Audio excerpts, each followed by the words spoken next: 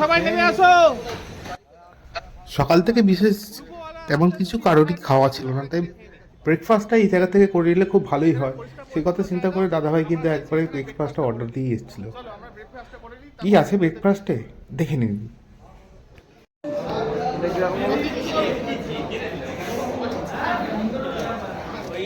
কচুরি না লুচি? লুচি। খাবার খুব ভালো, সত্যি বলছে। এই যে দেখো, এই আমাদের দেখো, হ্যালো, দুটো করে প্রথমে লুচি দিয়েছে, দুটো করে লুচি খাচ্ছি। আমি সুন্দরবনেতে গিয়ে তো আমি খাবারটা দেখেছিলাম কি পাতে দিয়েছে, এখানে তো দেখাচ্ছি। সত্যি কথা বলছি, খাবারের টেস্ট খুব ভালো। খেয়ে নিয়ে তারপরে আসছি। হালকা করে টিফিন করার পরে আমরা বেরিয়ে পড়লাম টোটো নিয়ে গোলপাতার উদ্দেশ্যে। যেতে যেতে সামনে পড়লো ডান দিকে একটি পুকুর, তার পাশে রয়েছে জোড়া শিব মন্দির। মনে পড়ে গেল গত 2 বছর আগেকার কথা। এখানে একজনের দিদির বাড়ি, এসছিলাম আমরা পিকনিক করতে। যাই হোক, এগিয়ে চলি, যদি পারি তাহলে বিকেলবেলা ফেরার সময় আর একবার শিব মন্দির দুটো দেখাবো। হয়ে আছে আপ টু সুন্দরবন পর্যন্ত এই রেখাটা গেছে দক্ষিণে, উত্তরে থেকে দক্ষিণে স্থলভাগের মধ্যে এই নদীটা যতদূর বিস্তৃত হয়েছে সুন্দরবন পর্যন্ত, তত অব্দি নদীর মাঝ বরাবর দুটো রেখা আছে। আমি জিওলজিক্যাল যে লাইনটা আছে আমি দেখাবার অবশ্যই চেষ্টা করবো, যেহেতু এক মিনিট একটু আসছি, যেহেতু আমি টোটোর মধ্যে আছি স্থিরভাবে দেখাতে পারছি না, কিন্তু এর মধ্যখান থেকে জিওলজিক্যাল লাইন, ওই পার্টটা বাংলাদেশ, ওই পার্টটা হচ্ছে বাংলাদেশ, ঠিক আছে। বাঁদিকে নদীকে রেখে অটো চললো সোজা বাঁদিকে টার্ন নিয়ে এগিয়ে, সামনে চোখে পড়লো হলুদ বিস্তীর্ণ সর্ষে ক্ষেত। সেক্ষেত্রে আর কিছুটা এগোলেই আমাদের গন্তব্যস্থল গোলপাতা বা মিনি সুন্দরবন। কিছু গোলপাতার উদ্দেশ্যে এগিয়ে যাচ্ছি। এখন জানি না কতদূর ভিডিও শ্যুট করতে পারবো, তবুও দর্শক বন্ধুরা, এই হচ্ছে রাস্তা। ওখানে আমাদের টোটো একটা জায়গা সব রাখা আছে, আমাদের টোটোগুলো ফোন নাম্বার দিয়ে দিচ্ছে। আর যারা যারা আসতে চান অবশ্যই আধার কার্ডটা নিয়ে আসবেন, আধার কার্ডে কিন্তু প্রয়োজন হতে পারে। লাইন দিয়ে এই যে বিএসএফ ক্যাম্পের আমরা এখান থেকে ঢুকছি, যেহেতু বর্ডার একদম কাছাকাছি, সেখানে একজনের আধারের নথি অবশ্যই লাগতে পারে। ঠিক আছে, এগিয়ে যাই, দেখা যাক কী হয়। একজন দাদা তার একটা আধার কার্ড নথি রাখলো, আর তার হেড হিসেবে আমাদের 15 জনের হেড বলে দিল। ঠিক 15 জন গুনে গুনে ওই জায়গায় আমাদের ছেড়ে দিল। তারপরেতেই সামনে আবার টোটো না, এবার ভ্যান, মোটর চালিত ভ্যান। সেখানেতে আমরা দুখানা আমাদের ভ্যান লেগেছিল, আর এই ভ্যান করে যাওয়ার দরকার লাগে না, যেহেতু বাচ্চা ছিল, সেই জন্যই ভ্যানে করে উঠলাম। মাত্র 3 থেকে 4 মিনিট ভ্যানে যাওয়ার পরেই মিনি সুন্দরবন।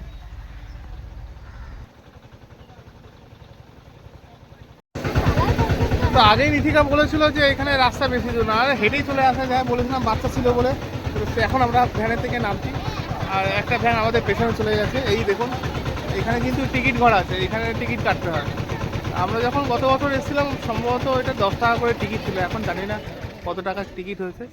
তো এই হচ্ছে এরিয়া, এই নদীর পার, তো ওই পাশে নদী আর ওই পাশেও বাংলাদেশ। তো আর একটা গাড়ি আমাদের এসে পৌঁছাচ্ছে, ওরা আসছে, এসে পৌঁছাক। আবার এবার এই স্পটগুলোতে গিয়ে গিয়ে ভিডিওটা দেখাবো। আপনাকে আগে টিকিট কাটতে হবে। 15 টাকা দেন। হ্যাঁ,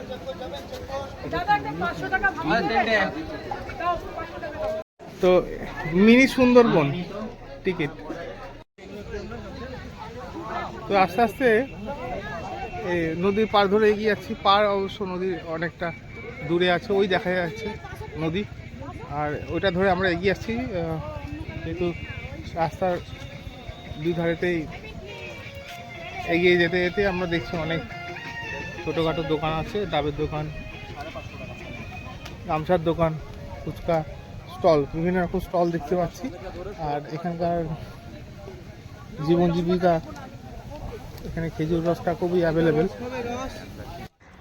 একটু জানিয়ে দিয়ে রাখি যে এত বেলাতে খেজুরের রস, জানি না খেজুরের রস থাকে কিনা, আমি জানি না।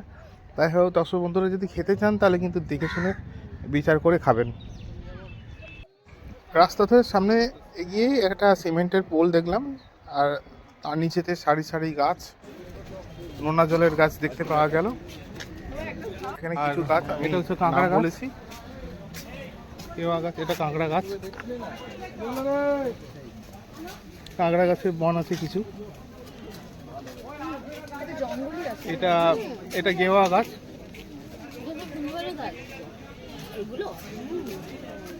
সুন্দরী গাছ। এই যে পাতার কালারটা যে এই উল্টো দিকে এরকম, আর তার উপরের দিকে গাছ কালারটা ডিপ, এটা সুন্দরী গাছ, একটা সুন্দরী গাছ দেখলাম। আর এগুলো হচ্ছে সব গোল পাতা। এখানে একটু নোনা জলের গাছ দেখতে পাচ্ছি। এই কিন্তু বেশ কিছু খাঁড়ি পাশে আর্টিফিশিয়ালি তৈরি করা হচ্ছে, যে যদিও বা এটা প্রাকৃতিক উপায়ে তৈরি না। গোল পাতার গাছ এইটা। এখন দর্শক বন্ধুরা, যে সমস্ত গাছপালা আপনারা ছবিতে দেখছেন, সেগুলো কিন্তু প্রাকৃতিক উপায়ে তৈরি না। এগুলো সবই কৃত্রিম উপায়ে তৈরি বা তৈরি করা হয়েছে। যেহেতু লবণাক্ত জল আর নদীর লবণাক্ত জল দক্ষিণ থেকে উত্তরের দিকে প্রবাহিত হয়, বিস্তীর্ণ অনেক দূর পর্যন্তই লবণাক্ত জলটা প্রবাহিত হয়। তার পাড়েতে কিছু একটা পর্যটন কেন্দ্রের কাছাকাছি তৈরি করার চেষ্টা। আর কতটা সাকসেসফুল সেটা বলতে পারবো না, কারণ কি মিনি সুন্দরবন নাম দেওয়া হয়েছে। মিনি সুন্দরবনে কিছুটা হলেও এসছে। তার থেকে বড় কথা বলতে এখানে আকর্ষণীয় বিষয় যেটা হচ্ছে সামনের বাংলাদেশ বর্ডারটা, সেই জন্যই হয়তো ম্যাক্সিমাম অতিরিক্ত পরিমাণ ভিড় সেদিনকে দেখতে পেয়েছিলাম। যদিও বা অন্য সময় গেলে এই ভিড়টা থাকে না। চোখে পড়লো একটি নালার মতন, যেখান থেকে ভরাগনের সময় অতিরিক্ত মাত্রায় জল ভরে যায়, কিন্তু যখন মরাগন থাকে তখন এই পাড় দুটিতে নালার আশেপাশে থেকে জল ওঠেও না, কিন্তু নর্মালি এই সরু নালার মধ্যে থেকে জল ওঠে। তো কখনো কখনো কি হয়, পার্শে বা চিংড়ি, বিভিন্ন প্রকৃতির মাছ এর মধ্যে আটকে থাকে। অনেক সময় সুন্দরবনেতে জেলে ভাইদের যখন জঙ্গলে মাছ কাঁকড়া শিকার করতে যায়, তখন কিন্তু এই খালগুলো ভেঙেই বা নালাগুলোকে ভেঙেই কিন্তু মাছ ধরে। দেখতে দেখতে সামনে এগোতে বাংলাদেশ বর্ডার দেখা গেল। আপনারা দেখুন, আমরা বাংলাদেশ বর্ডারের সামনাসামনি গিয়ে পৌঁছাতে পারলাম। জানি না মোবাইলের ক্যামেরাতে কতটা স্পষ্টভাবে দেখাতে পারলাম। আর যেহেতু হালকা কুয়াশা ছিল, কিছুটা দেখতে অস্পষ্ট লাগলেও কিন্তু সামনে একটি ভাই দূরবীন নিয়ে দাঁড়িয়ে ছিল। মাত্র 10 টাকার বিনিময়ে তারা কিন্তু ওই পাড়টা ভালো করেই দেখিয়ে দিচ্ছিল। শুরুতেই বলেছিলাম এই নদীর মাঝ বরাবরই জিওলজিক্যাল লাইন। আমি এর কোনো ড্রাম ফেলা বা দড়ি ফেলা দেখতে পেলাম না। তবে দু একজনকে জিজ্ঞেস করেছিলাম, ওনারা বললেন যে সম্ভবত একটা কাল্পনিক রেখা আছে, তার সেই সীমার বাইরে কেউ যায় না।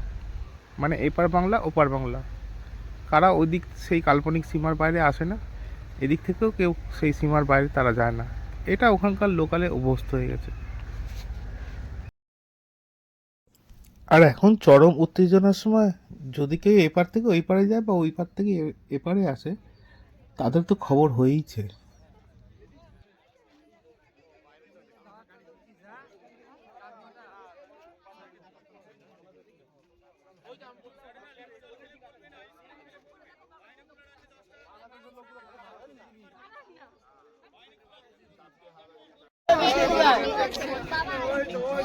ফুল টিমের সঙ্গে উপস্থিত হয়েছি সবাই এখানে। এই আর দেখলাম সামনেও আছে, এই সামনে বাংলাদেশ বর্ডার দেখা যাচ্ছে, সামনে বাংলাদেশ বর্ডার দেখা যাচ্ছে। আর আমরা এখানে সব টিমের লোকরা উপস্থিত হচ্ছে সবাই একসঙ্গে। আর ওদের একটা ডিমান্ড ছিল, সবাই এই জায়গাতে সবাইকে দেখালাম আমাদের সামনে একটা ওয়াচ টাওয়ার আছে, তাতে ওই নদীটা দেখা যায় না। গাছগুলো এত বড় হয়ে গেছে, নদীগুলো দেখা যায় না, পাহাড়ও দেখা যায় না, বাংলাদেশও দেখা যায় না। আমরা ওই গোলপাতা ছেড়ে আর একটা জায়গায় গেছিলাম, সেটা হচ্ছে মালদ্বীপ একটা পিকনিক স্পট, খুব সুন্দর। আপনি সেখানে খাবার দাবার নিয়েও যেতে পারেন। ওখানে রয়েছে বিভিন্ন পাখি খাঁচা, তারপরে রোপওয়ে, শৌচালয়, ছোট ছোট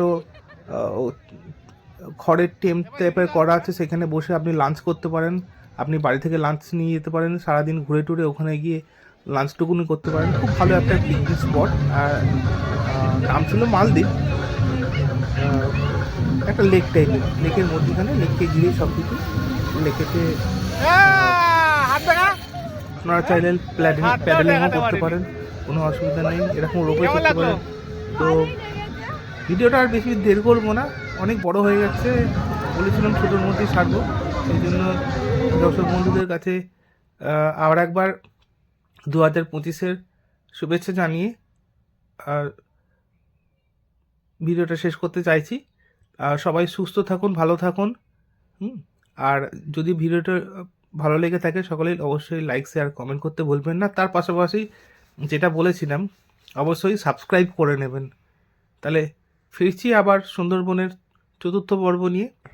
টাটা। বাকি ভিডিওটা এখানেই শেষ করলাম, অনুভব করে নিন।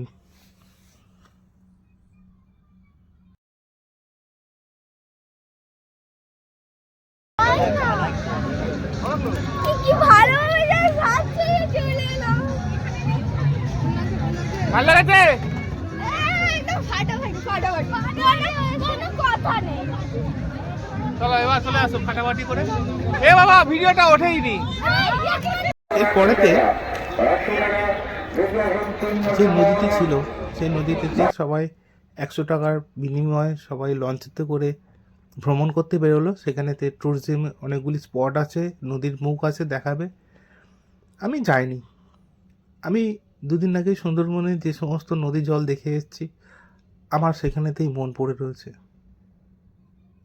দাঁড়িয়ে দাঁড়িয়ে যে জায়গাটা দেখছিলাম, সেখানেতে স্পষ্টতে দেখতে পাচ্ছিলাম আমাদের সমস্ত সদস্যরা লঞ্চেতে উঠছে, আর আমি নির্বাক দৃষ্টিতে ওই পারের দিকে তাকিয়েছিলাম। ওই পারে বাংলাদেশ। মনে মনে ভাবছিলাম, কবিতাটা উল্টে গেছে। এ পারেতে সর্বসুখ, আমার বিশ্বাস। সব বন্ধুদের আমার আন্তরিক শুভেচ্ছা ও অভিনন্দন জানিয়ে এই পর্বটি এখানেই শেষ করলাম। বিদায়।